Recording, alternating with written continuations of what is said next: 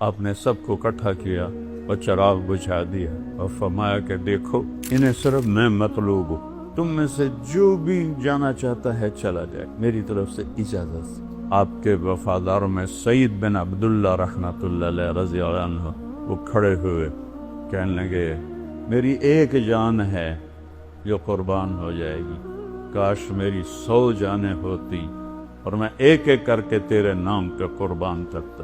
بیٹھے تھے، اونگ آ گئی، آنکھ کھلی تو ہنسنے لگے۔ حضرت زینب نے پوچھا کیوں ہنس رہے ہوں، یہ کوئی ہنسنے کا موقع ہے؟ فرمایا اللہ کے نبی خواب میں آئے ہیں، فرما رہے ہیں میرے بیٹے میں تمہیں لینے کے لیے آ چکا۔ آپ نے آگے بڑھ کر ان کو خط دکھائے۔ شمر نے کہا اب خط چھوڑو، اب ہم تمہیں قتل کریں گے، تو آپ ہنس پڑے۔ أَتُخَوِّفُنِي بِالْمَوْتِ، مجھے موت سے ڈراتے؟ اگر 1447 سال میں کسی موقع پر نماز کی گنجائش تھی تو امام حسین کے پاس تھی۔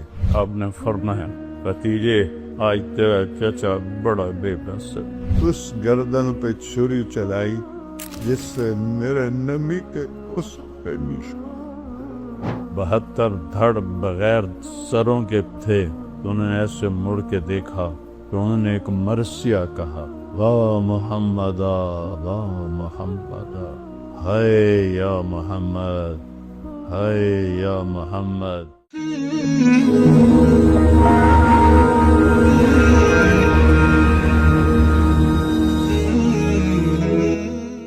جمعرات کا دن تھا، وہ حملے کے لیے باہر نکل آئے، تو آپ نے پیغام بھیجا کہ آج رات مہلت دے دو، کل میں آپ کو بتاؤں گا۔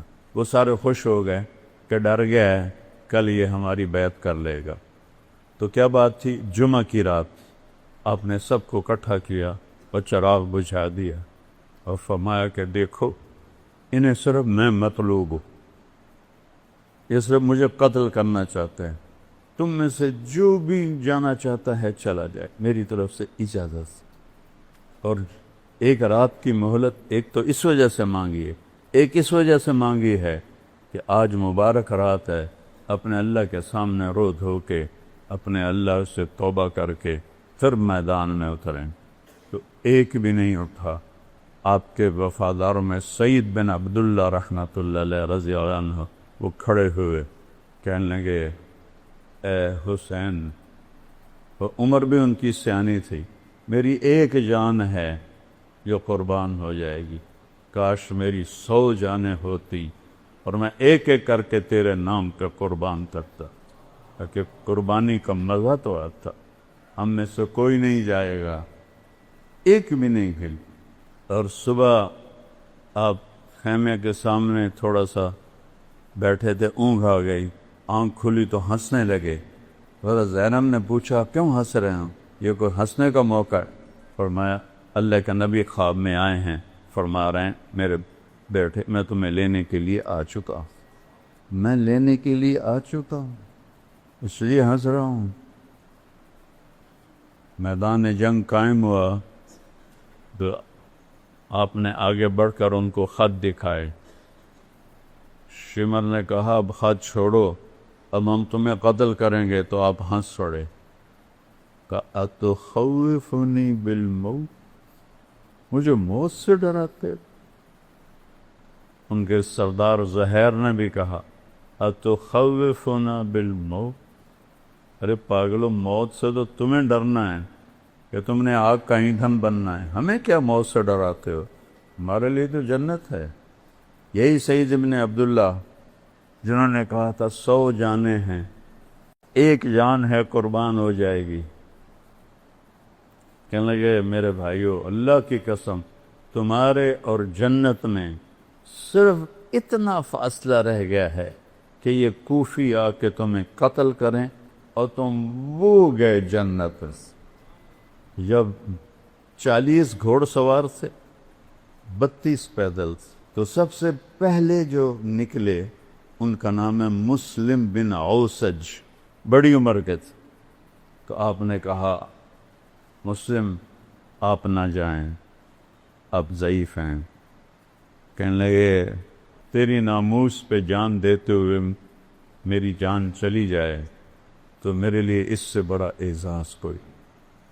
اور میں اس وقت تک لڑوں گا جب تک تلوار میرے قبضے میں رہے گی۔ یہ پہلے شہید ہوئے۔ پھر ایک ایک کر کے جب نکلنے لگے تو امام حسین کا پلہ بھاری، جو مرنے کے لیے آیا ہو وہ نال کوئی لڑ سکتا؟ وہ ایک مارا، دوسرا مارا، تیسرا مارا، تو وہ شمر کہنے لگا ان تو سارے مر جاؤ گے، اکٹھا حملہ کرو، پہلے ان کے گھوڑے مارو۔ تو انہیں گھوڑوں پہ تیر چلائے، 40 کے 40 گھوڑے مار دیا، تو سارے پیدل ہو۔ اب کیا چشم فلک میں، چشم زمین، سورج چاند ستاروں، وہ جنگ دیکھی جو کبھی نہ ہو۔ ساتھی ایک ایک کر کے شہید ہوتے جا رہے۔ ظہر کا وقت داخل ہو گیا، جمعہ کا دن تھا، 10 محرم۔ سورج یوں ڈھلا تو آپ کے لشکر کے 3 حصے تھے۔ ایک ٹکڑی کے سردار تھے زہیر بن قین رضی اللہ عنہ، دوسری ٹکڑی کے سردار تھے حبیب بن مظاہر رضی اللہ عنہ، تیسری ٹکڑی درمیان میں اس کے سردار تھے عباس بن علی رضی اللہ عنہ، جن کو عباس علمدار کہتے ہیں اہل تشیع۔ تو آپ نے زہیر کو بلایا، کہ زہیر ان سے کہو نماز پڑھنے۔ تھوڑے سے کان کھول، ایسے وقت میں نماز، اگر 1447 سال میں کسی موقع پر نماز کی گنجائش تھی تو امام حسین کے پاس تھی۔ اس خوفناک جنگ میں جب ادھر لاشیں، پورا جسم خون آلود، تیروں کی سنسناہٹ، نیزوں کی کھڑکھڑاہٹ، تلواروں کی جھنکار، اور ظلم و ستم اپنے عروج پر، فرعونیت، شدادیت اپنے عروج پر، انسانی شکل میں بھیڑیے اور انسانی شکل میں کتے کھڑے ہوئے ہیں، اپنی دہڑیں نکالے ہوئے کہ کن کو چبانا ہے؟ آل رسول پر شکر۔ آج کا دور بھی ایسا ہے، کتنے لوگ مدینے میں ننگے پاؤں چلتے ہیں۔ تو وہ پہلی صدی 61 ہجری، میرے نبی کو گئے ہوئے 50 سال ہوئے، صرف 50 سال کے بعد یہ منظر چشم فلک دیکھ رہی ہے، اور آپ کہہ رہے ہیں نماز پڑھنے دو۔ مجھے بتاؤ کوئی گنجائش ہے تمہارے لیے نماز چھوڑنے کی؟ تو کیوں نہیں پڑھتے ہو؟ کیوں چھوڑ؟ یہ سارا مجمع جب آیا ہے، جمعہ کی نماز صرف فرض ہے یا 5 نمازیں بس؟ کیوں چھوڑتے ہو نماز؟ میرے نبی نے کہا جعلت قرۃ عینی فی الصلاۃ، میری آنکھوں کی ٹھنڈک نماز۔ یا حسن حسین کو فرمایا میری آنکھوں کی ٹھنڈک حسن اور حسین۔